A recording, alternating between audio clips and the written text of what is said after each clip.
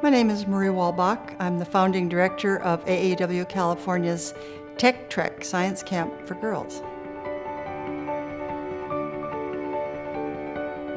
Tech Trek is a residential science camp. It gives girls an opportunity to receive a scholarship, live on a college campus for 1 week, do hands-on science, hear professional women in the STEM fields, that's science, technology, engineering, and math, talk about their careers and the kind of lives that having those careers have opened up for them, and just be inspiring.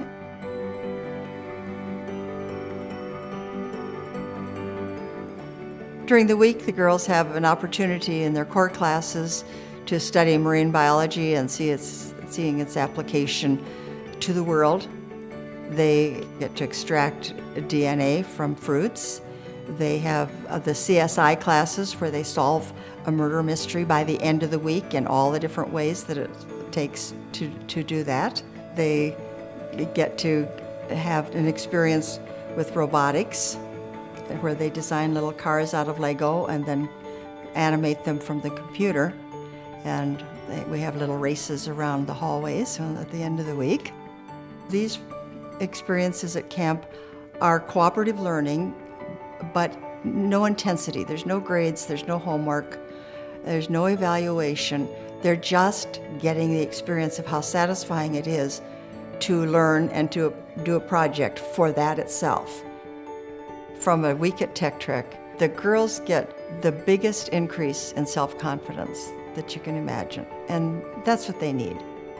One of the girls wrote a note afterwards saying, "When I got home from Tech Trek, I went in 8th grade and I moved from the back of the classroom with the girls to the front of the math classroom with the boys. And I answered any of the questions I knew the answers for. And that's because I went to Tech Trek."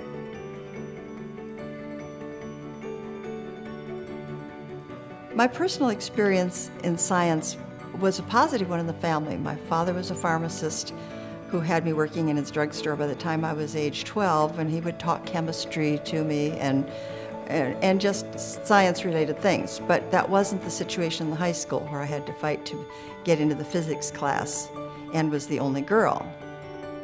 Being involved with Tech Trek has been personally satisfying because I like to teach, I like to share my enthusiasm for science. But it really is one of those things that my parents said, leave the world a better place than you found it. And I hope that Tech Trek, with the help of thousands of my friends, is doing that.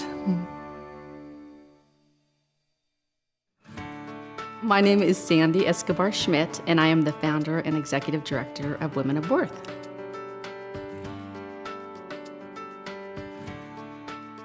The purpose of Women of Worth is to give assistance to those that are escaping domestic violence, sexual assault, and human trafficking. Primarily, our audience is women. We do serve men as well, just not as many. We provide services including both short-term and long-term shelter, which includes transitional shelter. We also provide individual counseling, group therapy, one-on-one mentoring, job skills, interview skills, parenting classes, life skills, transportation assistance, legal assistance. It's really case by case on what each client needs. Within Women of Worth, we have 2 homes, which are confidential locations.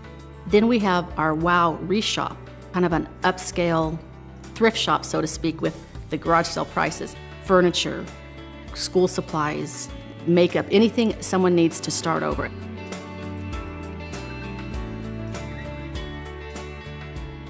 On a day-to-day basis within our 2 homes, we provide shelter and wraparound services for over 22 women and children. When the women are referred to our agency, there's an interview process, and then we sit down with them and make a goal. And each woman is different. It kind of depends on what they come with, how many tools in their toolbox. Some are really ready to go and this is what I want to do. So they may only stay there 90 to 120 days. Other women, depending on their skills, how battered they are, even mentally and emotionally, they may stay up to a year.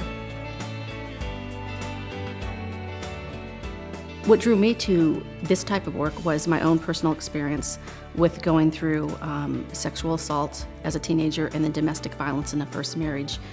And the horrific time I found when I finally did escape after 10 years with 3 small children, there was very little out there. If this is like this for me, how many other women are struggling to break free? Because when you finally do leave, there's a high rate of fatality then.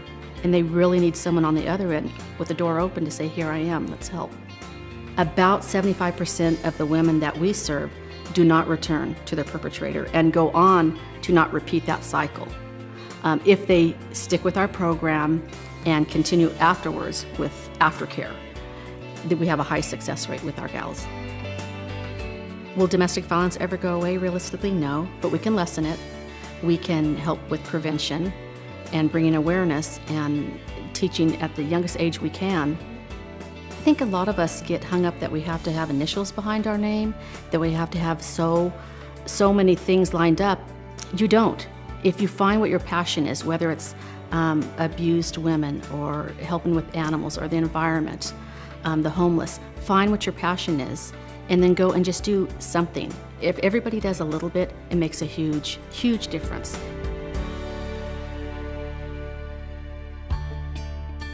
My name is Nan AlSasser. I'm the founder and executive director of Working Classroom. Working Classroom is an arts organization, mostly for young people, but it's intergenerational. And the mission of Working Classroom is to expand representation in the arts by offering high-quality, free training all the way from 10 to 11 years old through college to ambitious, talented, low-income, aspiring student artists and actors. Basically, all of our students are on a contract where they get everything they need and anything they need to succeed. So if that means a place to live, if that means legal counseling, psychologist, anything that they need so that they can succeed and realize their ambitions, we will provide. And the other side of the contract is that they will stay in school, they will take college prep classes, they will do well, they will not go to jail, they will not join a gang, etc. They come after school to Working Classroom and they'll do 2 hours of either art or theater training, and they'll do an hour of academic work with an academic coach. And that can range from ACT, SAT prep to basic homework for middle school kids, to resume writing, artistic statements. Like, it's an incredible range of academic skills. The arts, more than sports and more than like Girl Scouts or just regular volunteer opportunities, both provide you opportunities and demand that you develop an individual voice. It taps something that they didn't even know was untapped until they see it, and that's quite incredible.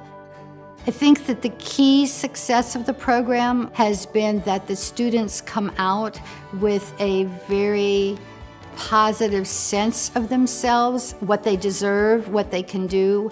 They have very strong self-discipline and work skills. Even the students who are low achievers by national standards or whatever, they know how to build new lives. They know how to build much better lives than the conditions they grew up in. These are adults who are now working, paying taxes, homeowners, people who have broken cycles of poverty, of alcohol abuse, all kinds of dysfunction, domestic violence. That's what really strikes me. Seeing adults now who were young people in the program as a homeowner, raising a healthy family. It's easy to dismiss, oh, kids just want to play video games, kids just sit around. All of that's true, but I think there's this sense of impotence and resignation. The bottom line is this mass resignation that we can't affect our own lives and we can't affect the world we live in. And if you can penetrate that, it's just like magic. It's, the change is astounding. I'm Yvonne Powell, the founder of Positive Plus. Positive Plus is a self-help organization for women. It was founded in 1985. We felt the need to save the children as a result of my daughter's homicide. What we found that a lot of the women who I thought could help save the children needed salvation themselves. We made a decision, we'll come together, support each other through our own crisis, whether it was divorce or disruptive children or whatever, but at the conclusion of being helped, then you'd have to make a commitment to go help someone else. Sometimes the only help that you can get is the help that you can give to yourself. For example, if we have a woman who says, well, I really want to go back to school, then our question is to do what? Well, I'd like to become a nurse. Well, what's stopping you from doing it? Well, I don't have a babysitter. Then someone in the group might say, well, I'll babysit. Well, now we've erased the excuse. So when you come back to the next meeting, we're anticipating that you'll tell us, well, what did you do to further that desire? Well, I registered for nursing school, and then pandemonium breaks out. We're like, oh my God, you're so wonderful. The Gloria Pointer Scholarship Fund was established in memory of my daughter, Gloria. She will never go to college, but I find great comfort in knowing that other students, other young ladies, will go in her memory. Another one of the initiatives that I am doing as a community activist is visiting prisons. I go in as a victim's advocate and I share my story, but over the years, I've come to understand that they have stories too. So now I do a lot of listening, and I can see victimization on both sides of the fence. In 2003, a young man was walking down the road in a village in Africa, and on the ground was a piece of paper about the rape and murder of Gloria Pointer. And he wrote a letter to me to say he was sorry to hear about what happened to my child. And I'm thinking, what? If you found something about Gloria in Africa, I want to see it. A few weeks later, here comes this dirty, crumpled piece of paper. Ever since then, I've been feeding children in Africa. This past year, we broke ground on the Gloria Pointer International Teen Movement Center. It's going to be built in the village of Antaqua. The services will be a preschool for children between the ages of 3 and 5. And this is the first education center of its kind in that village. The best thing that a person can do to help themselves, and this is what I know for sure, is to help someone else along the way. I tell people every day, service saved my life, and that's the truth. I'm Mickey Ferris. I'm Executive Director of Infant Crisis Services.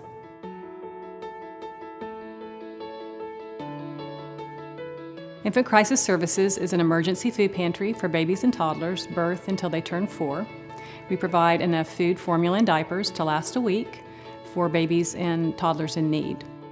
When families come to us, they are usually in need of the basic necessities. They're referred for the food, formula, and diapers. But that's sort of the tip of the iceberg for us. When they come in, we make sure that they also get clothing and shoes and toys. They can also get extra resources. They need lots of counseling and advice and ways that they can maybe help not be in the situation that they're in the future. Most of these folks really are getting along okay until something happens, and that just pushes them right over the edge. If there's a medical problem, if there's a car repair, if there's anything that kind of will take them over the edge, they're right there anyway. And so we are there to help them in those times of need. We're that safety net. We have just this year begun a car seat program, and we help at least 60 babies each time we have a car seat program. You have to be a certified car seat tech, because believe it or not, there's lots to know about putting a car seat in a car. People don't know how to install their car seat safely, so we teach them how to do that. We have 4 core values of respect, kindness, compassion, and love. And we operate from those 4 core values in everything that we do. We want the families to go away feeling just as full of being accepted and respected as having the goods themselves. We as a community and as a nation, we have to take care of our kids. We have to do it from the very beginning. I'll go to my grave saying that we've got to do it from the beginning, and we have to be there for families who can't do it for themselves, because the baby is the bottom line. And for us, that's all we can look at. If you don't get what you need in the first 3 years of life, your brain doesn't develop properly. If your brain doesn't develop properly, then you can't learn. And if you can't learn, there's a host of other problems that come with that. So we're there to make sure that they have the best chance in life possible.